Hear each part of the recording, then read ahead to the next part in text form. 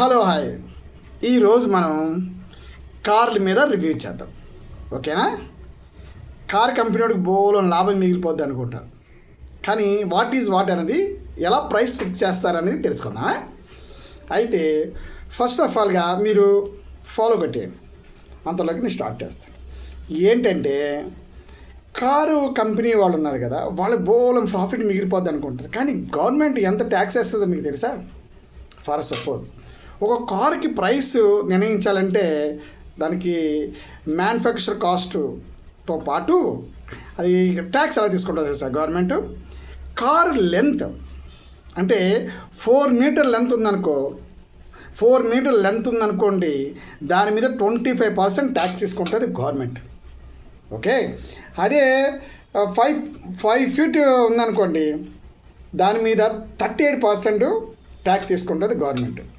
So 5 కన్నా above ఉందనుకోండి, 50% tax తీసుకుంటుంది గవర్నమెంట్. అంటే ఫర్ ఎగ్జాంపుల్ ఒక మారుతి 800 ఆల్టో ఉందనుకోండి, అది 4 ఫీట్ ఉంటుంది, అది మినిమం 4 lakhs ఉంటుంది. 4 lakhs అంటే 25%, అంటే 1 lakh గవర్నమెంటే తీసేసుకుంటారు. ఓకే, తర్వాత స్విఫ్ట్, తర్వాత ఇవి ఉన్నాయి కదా కంపెనీ, స్విఫ్ట్కి వెళ్ళేటప్పటికి ఒక 5 ఫీట్ ఉంటుంది అది. సో దాని మీద 38% తీసుకుంటుంది గవర్నమెంట్. 38% అంటే 2,80,000 గవర్నమెంట్ ట్యాక్స్ కింద తీసుకుంటుంది. సో కొంచెం మహేంద్ర ఎక్స్క్యూజ్ 700 వెళ్ళామనుకోండి, కొంచెం పెద్దది వస్తుంది, బాడీ పెరుగుతుంది. అది ఏం చేస్తారంటే మనిషి యొక్క యాటిట్యూడ్ని, ఐడియాస్ బట్టి వాళ్ళు తయారు చేసినప్పుడు 50% తీసుకుంటుంది.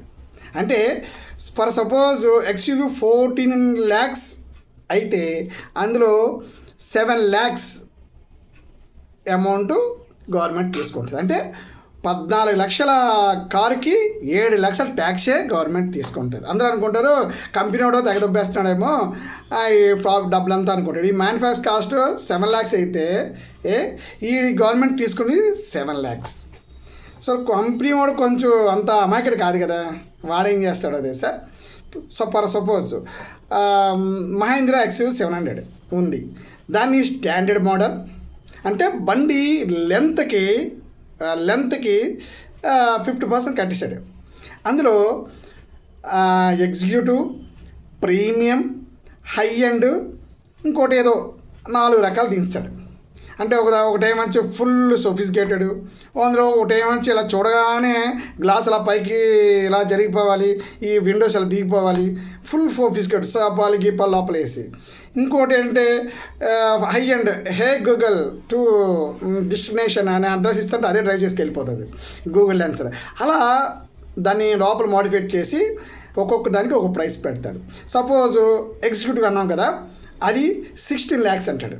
ఓకే, ప్రీమియం అన్నాం కదా, అది 18 lakhs అంటాడు. హై అండ్ అన్నాం కదా, అది 23 or 25 పెడతాడు. సో ఈ మధ్యలో వచ్చిన డబ్బుని వాడు తీసుకుంటాడు. అలాగా మనకి లగ్జరీని చూపిస్తూ లగ్జరీలో ఉంచి ఆ అమౌంట్ తీసుకుంటాడు. సో గవర్నమెంటు ఇంత ట్యాక్స్ తీసుకొని ఇది చేస్తారన్నమాట. ఇదంతా ఈ తిరుగుదేటలన్నీ ఎలా వస్తాయి తెలుసా? ఇప్పుడు మనకి బడ్జెట్ వేస్తుంది నిర్మలా సీతారామన్, ఆవిడకి కిందన IAS ఆఫీసర్లు ఉంటారు కదా, వాళ్ళు ఒక ఇది ఇస్తారన్నమాట. మనిషి యొక్క ఆలోచన, ఆడుకున్న ఎక్స్పెన్సెస్ని బేస్ చేసుకొని వాడికి ఇలా ట్యాక్స్ దబ్బాలి, ఇలా డబ్బులు దబ్బాలి అని వాళ్ళు ఒక మంచి ఐడియాస్ వాళ్ళకి ఇస్తారు. ఆవిడ టింగ్ కొట్టేసి ఆవిడ మనకి ఒక బడ్జెట్ వేసేస్తారు. అంటే ఒక 30,000 సంపాదించుకున్నాడికి కారు కొనాలనిపించాలనుకోండి, వాడికి ఎంత అనుకుంటాడు, ఏదో ఒక ఆల్టో కొనుక్కుందామలే, ఆల్టో కార్తో అలాగా చక్కగా ఫ్యామిలీతో నడుపుకుందామని అని అనుకుంటాడు. ఓకే, లేదు నాకు ₹1,00,000 శాలరీ వస్తుంది, వాడికి చిన్న కార్ ఏంటి, నేను ₹1,00,000 మనకి అనిపిస్తుంది. అనిపించి అప్పుడు ఏం చేస్తాం మనం, గో ఫర్ స్విఫ్ట్ అలాంటి కొంచెం పెద్ద వెహికల్కి వెళ్తాం 38%. లేదు నాకు బిజినెస్లోని 5 lakhs per month వస్తుంది, బోలంత కమిషన్స్ వస్తున్నాయి, అవన్నీ వస్తాయి అని అనుకున్నాం అనుకోండి, అప్పుడు ఏం ఆలోచిస్తారు, వాటికి చిన్న కార్ అని చెప్పి మహేంద్ర ఎక్స్యూవీ పెద్దది వేని అలాంటివి పెద్ద కొనేస్తుంటారు.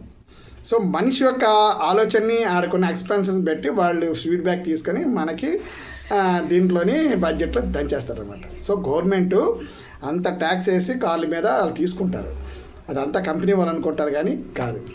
ఓకేనా? Got the point? Okay, bye.